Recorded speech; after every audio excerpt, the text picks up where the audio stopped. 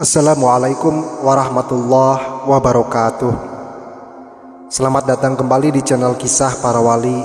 Semoga sahabat semua yang menonton video ini selalu mendapatkan keberkahan dari Allah Subhanahu wa Ta'ala.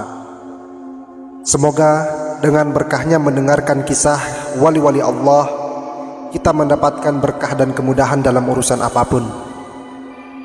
Jangan lupa bantu like, subscribe, dan share video dan channel ini. Semoga semua sahabat mendapatkan pahala kebaikan yang terus mengalir selamanya.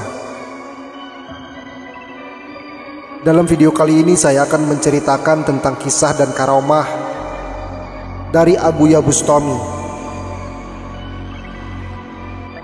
Nama lengkap beliau adalah Ahmad Bustami bin Ahmad Jasuta. Beliau adalah pendiri dan pengasuh pesantren Salafiyah Al-Hidayah Cisantri, Cipecang, Pandeglang, Banten.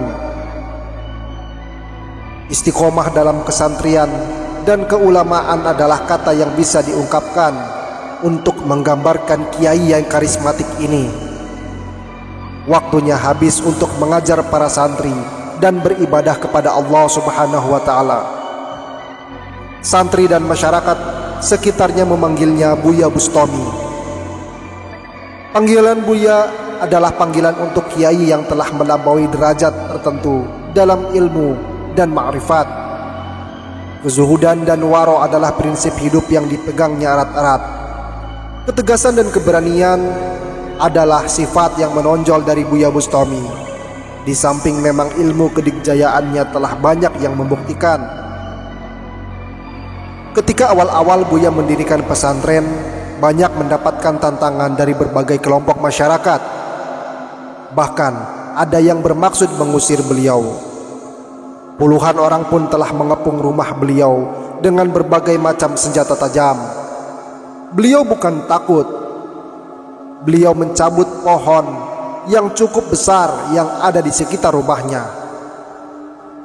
Kelompok pengepung itu pun gentar dan mengurungkan niat jahat mereka. Beberapa kali Buya berurusan dengan pihak kepolisian karena membela santrinya yang menghadapi masalah. Bahkan Buya pernah dipenjara karena hal tersebut.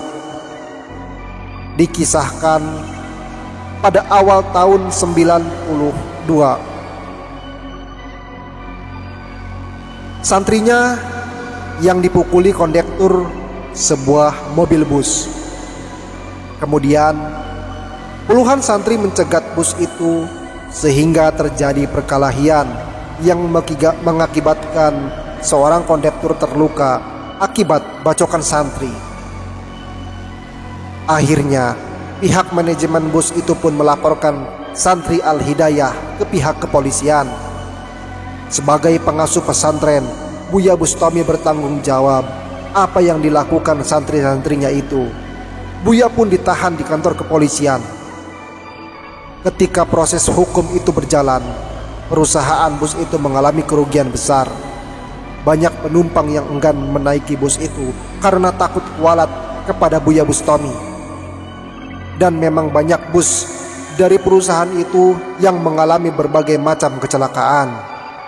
Mungkin itu azab Tuhan bagi orang-orang yang sombong kepada para ulama. Kisah lainnya, pada era Soeharto berkuasa, Buya Bustami berada di luar pagar Soeharto. Beliau mendukung partai berlambang Ka'bah sebagai di partai yang berazas Islam. Selain sebagai kecintaannya kepada Islam, dukungannya ke P3 adalah sebagai lambang perlawanannya kepada Soeharto. Ketika masa kampanye P3 tiba, hari itu seluruh SPBU tidak ada bensin. Mungkin suatu kesengajaan agar kampanye P3 tidak semarak. Panitia pun bingung. Padahal kemarin ketika kampanye Golkar, SPBU seluruhnya tidak kekurangan bensin. Akhirnya Buya Bustami memerintahkan para peserta kampanye yang membawa kendaraan untuk mengambil air sawah untuk dijadikan bahan bakar. Awalnya banyak yang tidak yakin, namun akhirnya keyakinan kepada Allah melalui orang yang dicintainya membuat para peserta menurut perintah Buya. Dan subhanallah, hari itu seluruh kendaraan dapat berjalan sampai selesai kampanye, hanya berbahan bakar air yang dijampi Buya Bustami.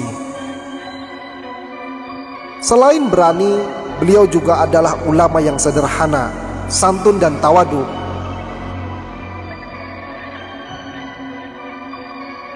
Beliau adalah orang yang ikhlas, orang yang selalu sabar, yang berakhlak baik. Demikian kisah dan karomah dari Abuya Bustami. Semoga dengan kisah-kisah para wali-wali Allah semakin mendekatkan diri kita kepada Allah Subhanahu wa ta'ala. Amin amin ya rabbal alamin. Wallahu alam.